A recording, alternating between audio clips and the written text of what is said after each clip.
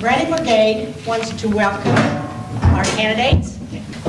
You will have a 5-minute opening, and then we'll have a 10-minute answer and questions from the audience, and then a 1-minute closing.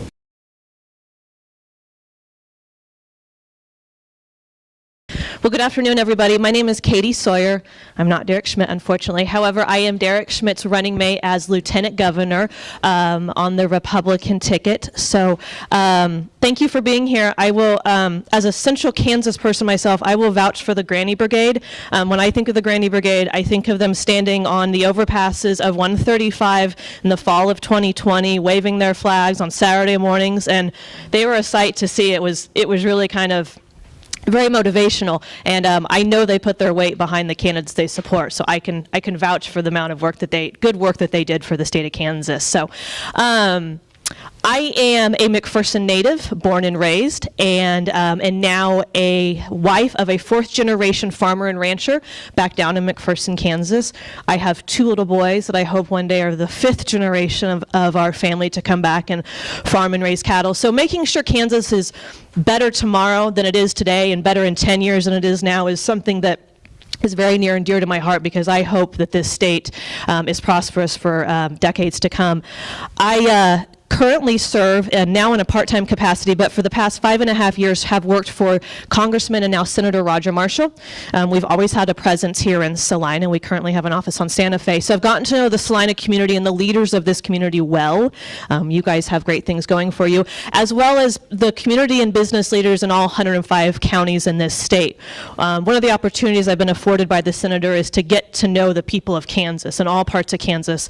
And that's been a great opportunity, and has one that allowed me to learn a lot about the state, what's going well and what's not going well. And if you listen to our current governor, she'll talk about, low unemployment rates, and we got these jobs, and that's fine, but when you lift the hood of what's really happening in our state, the numbers aren't quite as good as she wants you guys to believe. And I think you guys can see some of that evidence really well. That starts with high gas prices, that starts with record inflation.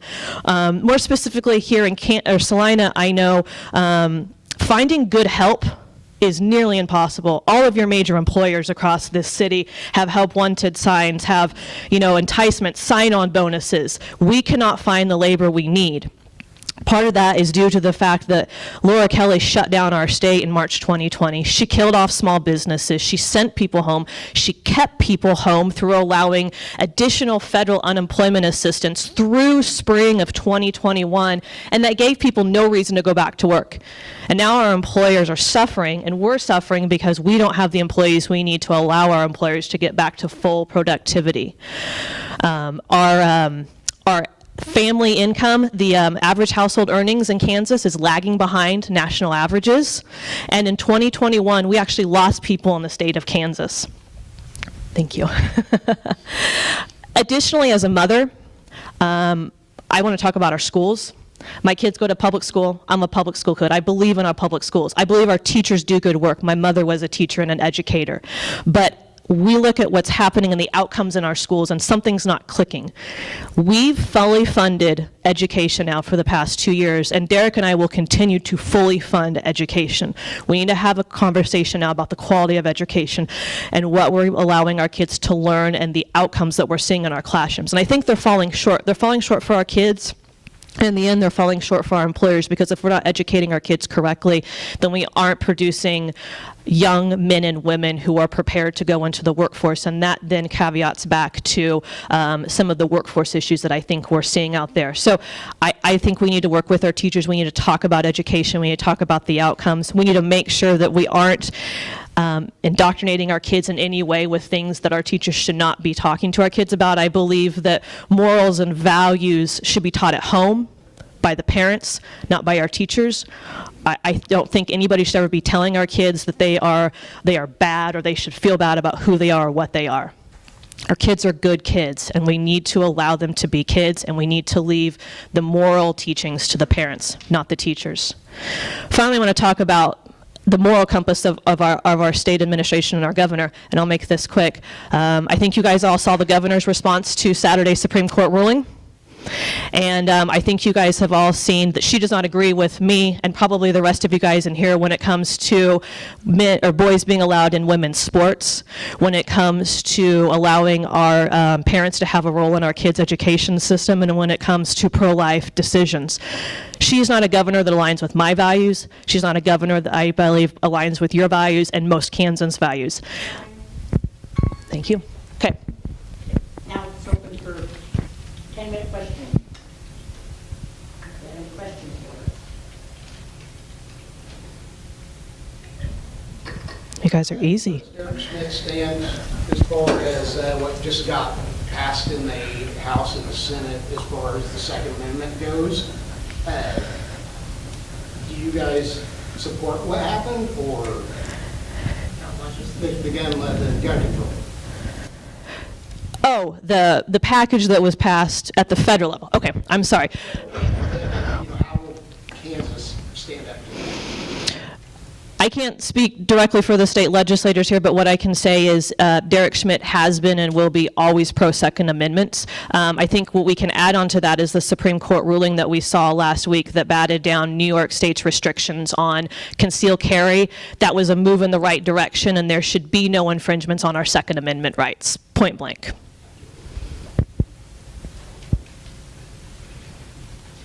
I have one. Yes, ma'am. What about transgender bathrooms in our school systems?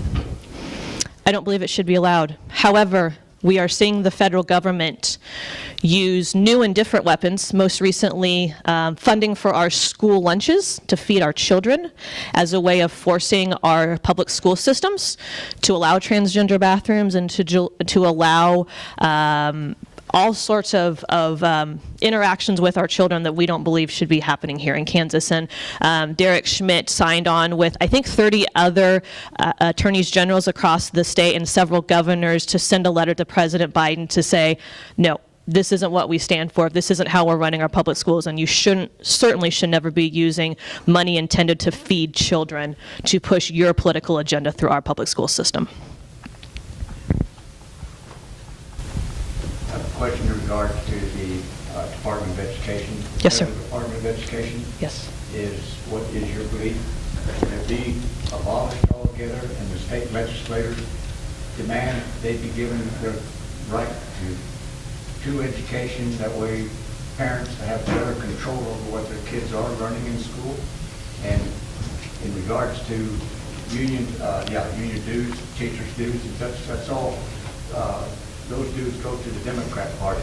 As a conservative and Republican, I can't see my taxes going to further fortify the Democrat ticket, and you get this indoctrination of the kids. Sure. Yes. Education decisions are best made at the local level. Point blank. I think that goes from curriculum up to any number of decisions that a school district wants to make. We are fortunate here in Kansas to have hundreds of unique and different school districts that that serve kids in different ways as they are allowed to do so. And so my kids personally, we made the decision to put our children in a small rural school district because we believe that that district aligns with both our lifestyle and our values. And so because we can directly elect our school board members, we are allowed to have a direct say in how our school board and our school district is run. I should caveat that with the good work that the state legislature did on allowing the Parents' Bill of Rights, passing the Parents' Bill of Rights, and allowing our parents to have more of a say and an interaction with what's going on in their children's classrooms. I think that's a good thing.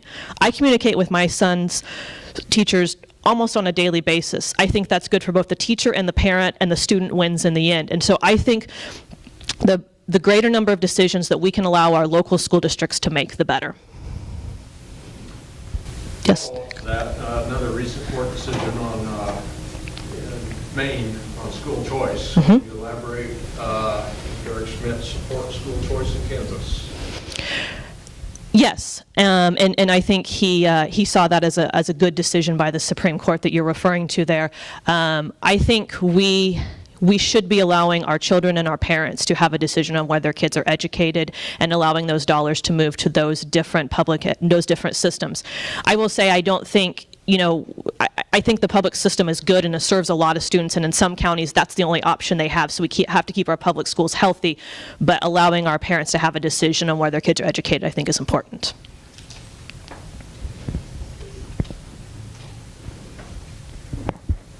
Way in the back. Will Derek Schmidt get control of the Kansas Highway Patrol upper brass and all the stuff that has came out in recent years with Colonel Jones and all of his allegations that he has against him? I have only heard bits and pieces of what you're referring to, and I know when Derek is elected governor, he would obviously look into anything and any foul play that is going on with the highway patrol system.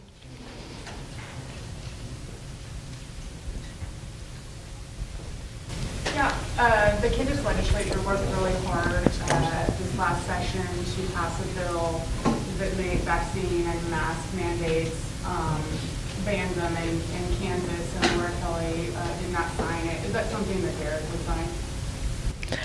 I haven't talked to him specifically about it. I believe, I mean, I think he's supportive of allowing our kids to go to school without having to have masks on and having to be vaccinated to go to school. I think that's a parent's decision. Would Derek Schmidt be in favor of maintaining funding for Medicaid expansion in the state of Kansas? Not as it stands right now, no. Not in favor of expanding Medicaid. That, yeah. Well, it's expanded now. Would we stop that? So, are you talking about like the Medicaid expansion that, you know, some members of the state legislature and the Democrat Party has pushed? Governor Brownback lost $1 billion, $1 billion, and spent $2 billion on having private insurance companies do that instead. So it put us $3 billion in the hole immediately. I can't speak to what Governor Brownback did. What I will say pretty clearly is, as it stands right now in its current proposed form, Derek Schmidt would not be supportive of expanding Medicaid. But I figured. Next.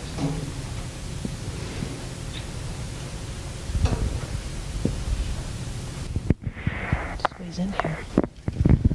Yes, ma'am. What do you see as the number one top priority that your office would see as your first priority?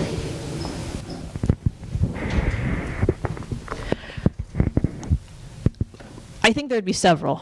Obviously, there would be several changes we'd like to implement. I think one of the first things we'd like to do is clean up our state agencies and make them more accountable to the people. Working in a federal office when Laura Kelly shut down our schools, shut down our churches, shut down her government and sent everybody home, there was no one to answer the phones. Did anybody here have an unemployment problem? Did you ever get a hold of anybody at the Department of Labor? No. But if you called our office, you could probably get a hold of somebody. We can't solve the problem for you, but we answered the phones. We showed up to work every day of this pandemic, and her agencies did not. They still haven't gotten the Department of Labor problems completely under control.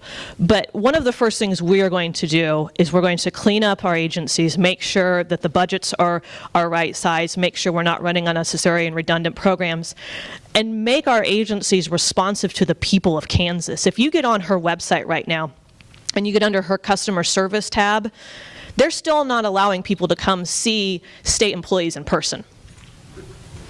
You can walk into my office in person. You can probably walk into the council member's office in person. You can go see your state reps in person.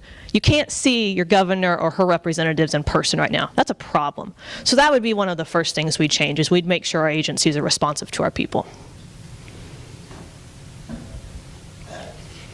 With the whole Valiant and Both campaign going on right now, Kansas is basically the murder capital of the Midwest. Where does Derek Schmidt stand on, does he look to outlaw abortion or just restrict abortion, or where does he stand on that? The first thing we have to do before we can talk about any of that is we have to pass the Valiant and Both Amendment on August 2nd, point blank. Without that amendment intact, we don't have any power to do anything when it comes to regulating abortion. So we can't have that conversation until we do the hard work and we make sure Value Them Both is passed on August 2nd.